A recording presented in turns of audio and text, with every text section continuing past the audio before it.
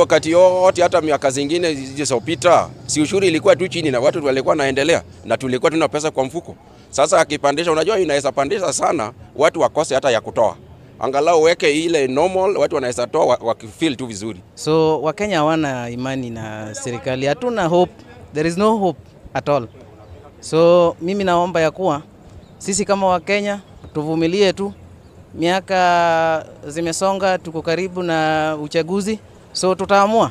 Kama vile Probox, ombi langu ni la kwamba mpunguze tax ya kuimport, excise duty iteremke ili watu waweze kupata yale magari wamezoea kwa bei ya chini.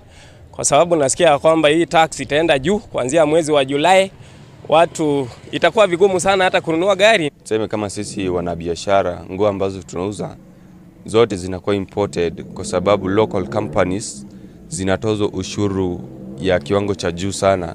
Kwa hivyo inachangia kwa viwanda hivi kufungwa na kuchangia vifaa na nguo kukua zinasafarishwa kutoka nchi za nje na zikiingia nchini zinaingia na bei ya juu. Umaskini kiendelea kuongezeka kwa vijana, inachangia vijana kukosa kazi na pia inatuma vijana kujihusisha na shughuli ambazo sio za kihalali katika taifa letu. Waangushe spare za pikipiki, kama ni taxes zishukishwe, kama mafuta iko juu sana saa hii, hadi unapata cost, yani ile kazi ambayo unafanya inakuwa ni kama ni pesa tu unatoa kwa hii mfuko unaingisha kwa hii mfuko nyingine, yani hakuna faida. Tunaomba serikali waache kuagiza ngano kutoka nchi za nje. Kwa sababu ukiona saa hizi wakulima haswa Narok North wanalima ngano kwa wingi sana.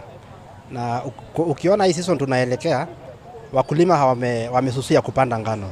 Kwa sababu ngano mingi yao last time walipanda na haijaenda. So wakulima wameenda hasara. Angalia mambo ya hasla sana mambo ya wananchi wa chini. Kwa hivyo hiyo ndio maoni yangu kubwa sana, waangalie wananchi wa hali ya chini. Okay, hamari twajitagwo Simon Njoroge na tuikara huko Narok na tulia makumuno ni horo wa budget ya mwaka uyu tondu tutire twaigua kuma hindi ya Mwai wa Kibaki ati budget ya mathomo ni kurengwo irarengwo.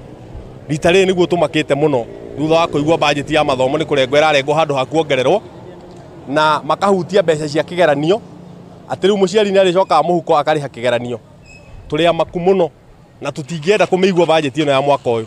Ningetaka kuambia serikali ya kwamba iteremshe hiyo ushuru yenye wamepandisha, especially kwa maneno kama mifugo ya kama nyama ya ng'ombe, kwa sababu unapata saizi kama kuna wakati ukipata kg ya ng'ombe kuna wakati ilikuwa 500 na saizi imeenda mpaka 800.